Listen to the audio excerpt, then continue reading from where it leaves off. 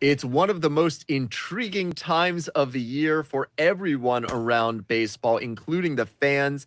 It is the trade deadline. We bring in MLB Network analyst Ron Darling. Great to have you back, Ron. From a player's perspective, there's got to be so much chaos around the trade deadline. What's your memory of that?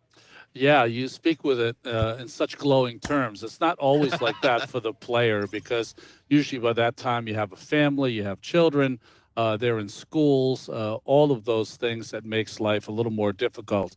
You're going to be leaving a lot of your friends that you grew up playing ball with. That's a hard thing to do, and you're going to be going to something unknown, to a team that you don't know, players that you know only peripherally. So those are the difficult.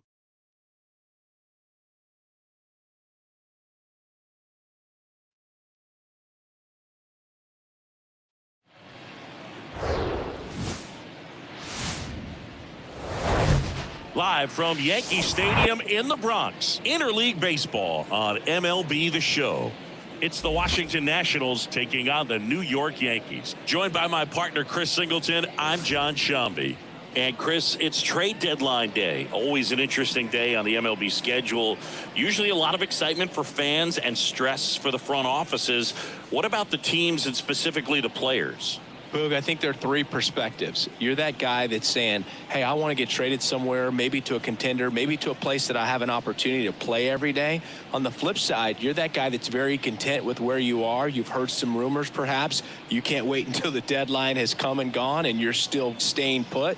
And then the third person is that teammate that's looking and saying, we got a shot. I hope. About to get started here.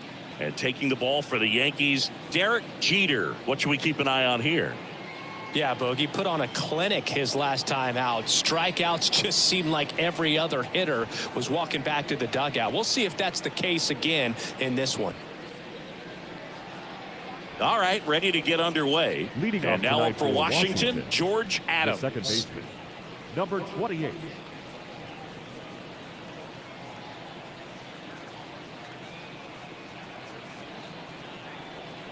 Here comes a pitch. And first offering is fouled off. Nobody here, nobody. And here it comes. And that one fouled off.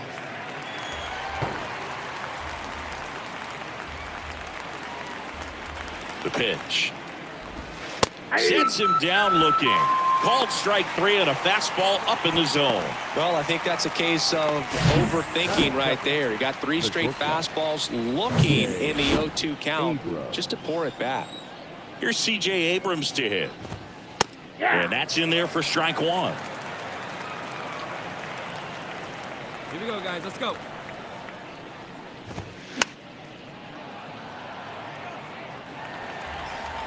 One down. One down. One down, base is empty.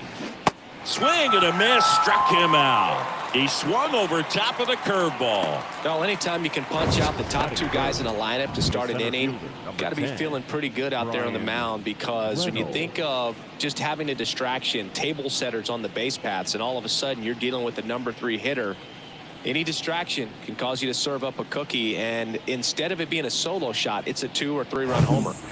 Ryan Reynolds here. 2 hits and 4 at bats during yesterday's ball game. Fought off foul. No score, just getting started, top of the first. 0-2 as he waves at that one. Quickly in an 0-2 count, you've got to figure out a way to shorten your path to the baseball. Put it in play somewhere, then you got a chance. Fouls that off to the left, and we'll do it again. The pitch. Got him. Strikes out the side to begin the game. What a start. Impeccable command in that one. 3 batters, 3 strikeouts. And welcome back. New inning getting started. And here's the first baseman, Nico Cavadas.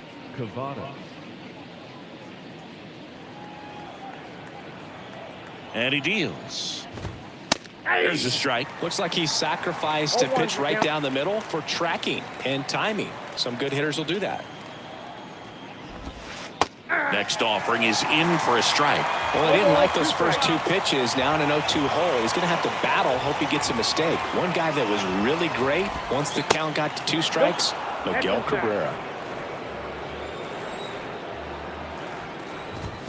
Got him swinging. He came out of his mechanics there. Typically likes to shoot the ball the other way, but that time a little anxious.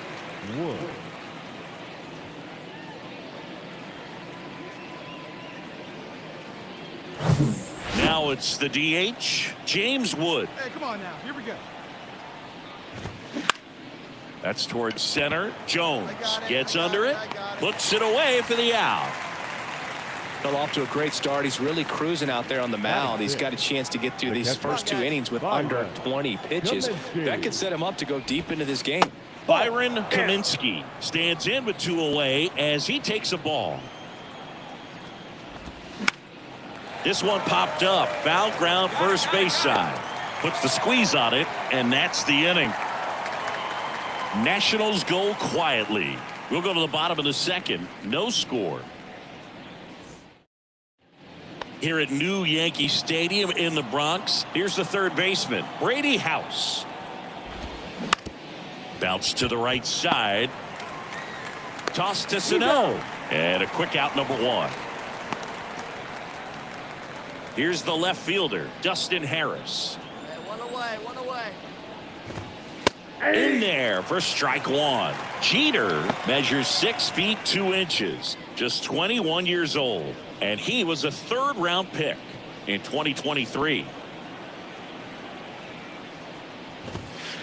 Next offering is in for a strike.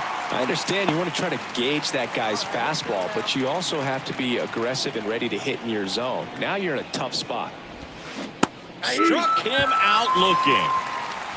Well, that'll make you smile out there on the mound, or maybe pump out your chest a little bit farther. That's about as good of a backdoor curveball as you'll ever see. Right on the black, and not surprisingly, just locked him up in the box. At the belt and fires. On the ground. Sano takes it to the bag. That ends the frame. Welcome back. Now it's the second baseman, George Adams. Jeter back to work. Out to short. Toss to Sano. 1 up, 1 down. Well, he's doing a nice job of keeping the ball out of the air. Lets the defense work behind him with another ground ball. Good execution. C.J. Abrams now at the plate. He struck out swinging at his first at bat.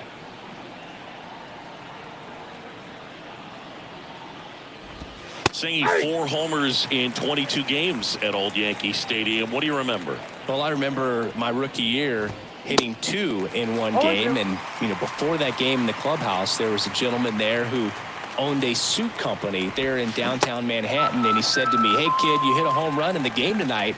Come over to the store tomorrow and I'll give you a free suit." Oh, there's a 3-pitch strikeout. He can do whatever he wants with the baseball right now. So up next, Brian Reynolds. In there, and it's 0-1. So I went into the game. I happened to hit 2. When I walked into the store the next day, and he looked at me, he said, "You're trying to put me out of business, aren't you?" And that was a great experience that I had as a rookie playing against the Yankees, playing in New York. Gets a piece and stays alive. So did Super Joe give you 2 suits? Super Joe hooked me up with 2 suits. Next offering is fouled back. The Nationals still looking for their first hit in this one. Foul ball. It stays 0-2.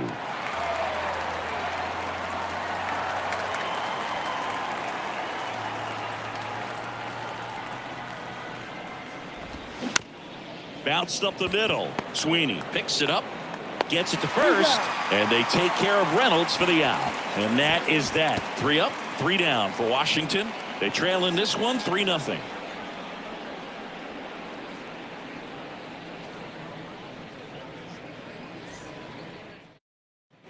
Back now in the Bronx, and now the first baseman, Nico Cavadas. Number 12. He's got pop, which is a little sneaky because he's so comfortable with taking his base hits to the opposite field, but he can jump you if you make a mistake. For you growing up in New York City, I mean, you're a big sports fan. Tell me about your experience with the Yankees growing up. Hey, no I outs. really No went outs now. to Shea Stadium more than I did to Yankee Stadium. I grew up a Phillies fan. There was one game, though, that I went to as a kid. I sat in the upper deck. It was the game that Bo Jackson hit 3 homers in his first 3 plate appearances and then hurt his shoulder diving for Deion Sanders' inside the park home run. That's probably the most memorable game that I ever attended as a fan at Old Yankee Stadium.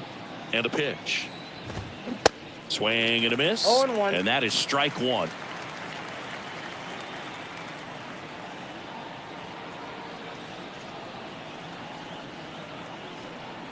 Left-hand hitter waits.